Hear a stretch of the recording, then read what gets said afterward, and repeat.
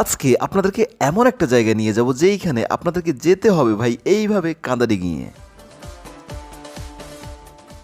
আর এইখানে যাওয়ার দুইটা উপায়, একটা হচ্ছে বোট রাখে 50 টাকা এবং আরেকটা হচ্ছে স্পিড বোট যেটা রাখে 150 টাকা। তবে যেভাবে যান না কেন আপনাকে কষ্ট করে উপরে উঠতে হবে। যেহেতু এটা একটা নদী ভ্রমণ তাই কিছুটা রিস্ক থাকলেও এইটা আমাদেরকে দেবে নতুন অভিজ্ঞতা, পাশাপাশি ভ্রমণের আনন্দ করবে আরও দ্বিগুণ।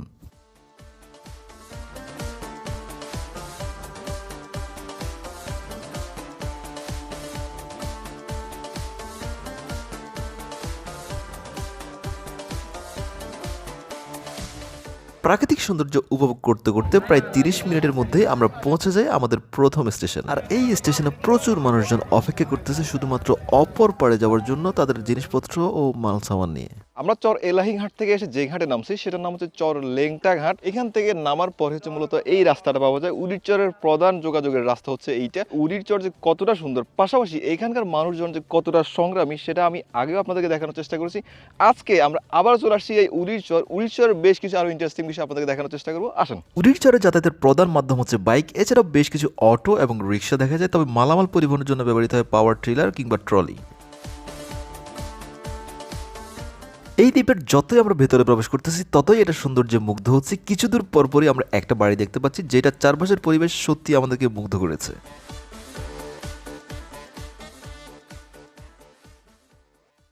আমরা এই মুহূর্তে যে বাজারে আছি এটা হচ্ছে মূলত সমিতি বাজার। এখানে কিন্তু বেশ কিছু দোকানপাট আছে।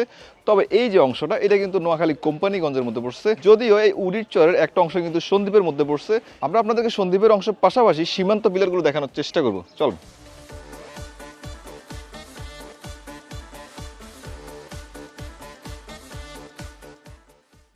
যেহেতু উড়িরচর একটা দুর্যোগ প্রবণ দ্বীপ, যার কারণে এখানে বেশ কিছু আশ্রয়ন কেন্দ্র করা হয়, যার মধ্যে উল্লেখযোগ্য হচ্ছে এইটা রেড ক্রিসেন্ট কিল্লা। মূলত হচ্ছে এই যে কিল্লাটা এটা ভূমি থেকে অনেকটা উপরে করা হয়, যার কারণে যখন দুর্যোগ শুরু হয় তখন মানুষজন এখানে এসে আশ্রয় নিতে পারে। এই যে পিলারটা দেখতে পাচ্ছেন এইটাই হচ্ছে মূলত চট্টগ্রাম ও নোয়াখালীর সীমান্ত পিলার, বিশেষ করে কোম্পানিগঞ্জ সন্দ্বীপের সীমান্ত পিলার, যেটার মাধ্যমে উড়িরচরকে দুইটা ভাগে বিভক্ত করা হয়েছে। সীমান্ত পিলার দেখা শেষে এখন আমাদের গন্তব্য উড়িরচরের সুন্দর একটি বাগান। আর এই বাগান দেখতে যাওয়ার সময় যা সুন্দর কিছু পাবো আপনাদেরকে অবশ্যই সেটা দেখানোর চেষ্টা করব। যেহেতু শীতকাল তাই উড়িরচরের প্রত্যেকটা বাড়ির আঙিনায় এই ধরনের শীতকালীন সবজি দেখতে পাওয়া যায়। যেতে যেতে আমরা একটা মসজিদ খুঁজে পাই যেটা বাঁশ কাঠ ও টিন দিয়ে তৈরি। এই দ্বীপে বেশিরভাগ মসজিদ এবং বাড়িঘরই হচ্ছে বাঁশ কাঠ ও টিনের তৈরি। বিল্ডিং খুবই কম দেখা যায়, হাতে গোনা দু একটা।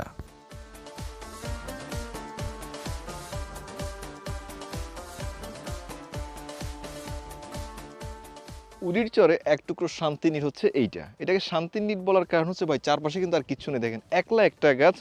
কৃষকরা যখন কাজ করে পরিশ্রান্ত হয়ে যাবে তখন এই গাছের নিচে এসে কিছুক্ষণ বিশ্রাম নিতে পারবে। আমরা কিন্তু গাছের মধ্যে অলরেডি পানি দেখতে পাচ্ছি, পাশাপাশি আরও কিছু সামান দেখতে পাচ্ছি।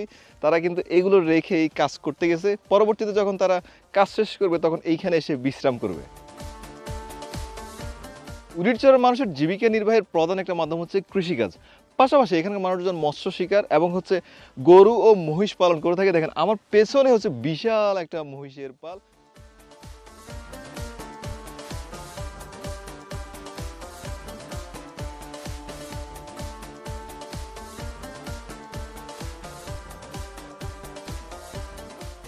দেখে মনে হবে যেন আমি সুন্দরবনের মধ্যে আছি। আসলে এটা কিন্তু সুন্দরবন নয়, উড়িরচরের মধ্যে একটা ম্যানগ্রোভ ফরেস্ট, যেইখানে সুন্দরবনের মতো কিন্তু বিভিন্ন ধরনের ভ্যারাইটিস গাছ কিন্তু এইখানে। বাগানটার লোকেশনটা আসলে খুঁজে পেতে আমাদের অনেক কষ্ট হয়েছে, তবে এইখানে আসার পর আসলে খুবই ভালো লাগছে, কারণ এখানকার যে পরিবেশটা আসলে অনেক বেশি সুন্দর। যেহেতু বাগানটি খুবই নির্জন, এখানে আশেপাশে মানুষ তেমন একটা নেই, যার কারণে দু একজন এখানে না আসাই বুদ্ধিমানের কাজ হবে। আর কেউ যদি দল বেঁধে এই বাগানে আসতে চান তাহলে জনতা বাজার থেকে একেবারে সোজা চলে আসবেন। প্রয়োজনে কাউকে জিজ্ঞেস করে নেবেন যে উড়িরচরের বাগান, তাহলে আপনাকে দেখিয়ে দিবে।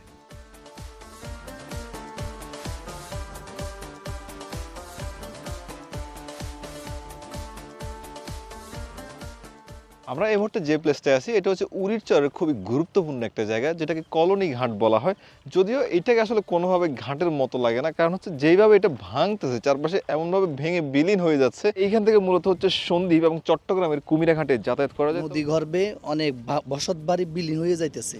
হ্যাঁ, মানুষ বাস্তুহারা হয়ে যাইতেছে। হ্যাঁ, তো আমাদের দাবি, যেহেতু আমাদের পশ্চিম পাশে নোয়াখালীর সাথে ক্রস ড্যাম হচ্ছে, এটা যেহেতু ক্রস ড্যাম হচ্ছে সেহেতু আমরা এটা চাই আমাদের দক্ষিণ পাশে এই নদীটা তো যেন ব্লক দেওয়া হয়। এখান থেকে নোয়াখালী চট্টগ্রাম সন্দ্বীপে তিন দিকেই এখান থেকে লঞ্চ যায়। 2 বছর আগে আমরা যখন এই কলোনি ঘাটে আসছিলাম তখন কিন্তু খুবই সুন্দর একটা পরিবেশ দেখছি। এইখানে সুন্দর একটা ঘাট ছিল, বেশ কিছু দোকানপাট ছিল। সবচেয়ে বড় কথা হচ্ছে এইখানে জিও ব্যাগ দেওয়া হচ্ছিল। দেখেন এই চারপাশে কিন্তু জিও ব্যাগ দেওয়া হচ্ছিল ভাঙন রোধ করার জন্য। কোনো একটা অজানা কারণে সেই জিও ব্যাগ দেওয়াটা বন্ধ হয়ে যায়, যার কারণে চারপাশে বিশাল বিস্তীর্ণ এরিয়া কিন্তু ভেঙে নদীগর্ভে বিলীন হয়ে যাচ্ছে।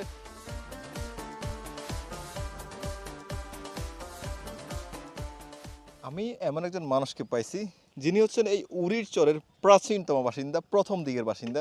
জানার চেষ্টা করবো ওনার নাম পরিচয়। আসসালামু আলাইকুম। ওয়ালাইকুম সালাম। আপনার নামটা একটু বলেন। আমার নাম মোহাম্মদ মুস্তফা। কখন আসছেন এই উরির চর দ্বীপে? 81 সাল থেকে এখানে বাসস্থান। মানে একবার প্রথম দিক থেকে? হ্যাঁ, প্রথম দিক থেকে। যখন আসছিলেন তখন কতজন মানুষ ছিল এখানে? আমরা ভাই তখনকার 40 পরিবার মতো। 40 পরিবার পাইছেন? 40-50 আচ্ছা, পরিবার। এইখানে আসার কারণটা কি? এখানে কেন আসছিলেন? এখানে আসছি আমরা তখন নদী, আমাদের জি। নদী জায়গা সব 3, 4, 7, 8 ভাঙা দিয়েছে। কলোনিঘাট থেকে এখন আমাদের গন্তব্য হচ্ছে উরির চরের আরেকটি সুন্দর জায়গা কাঠুরাখাল।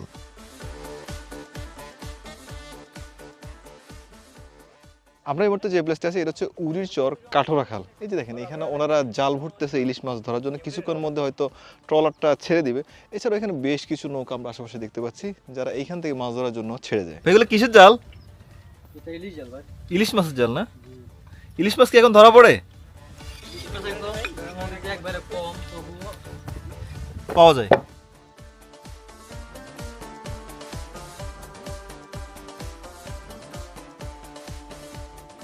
উড়িষ্যার বেশিরভাগ ঘরই হচ্ছে টিন, বাঁশ ও কাঠ দিয়ে তৈরি। এখানে বিল্ডিং আপনি খুবই কম পাবেন।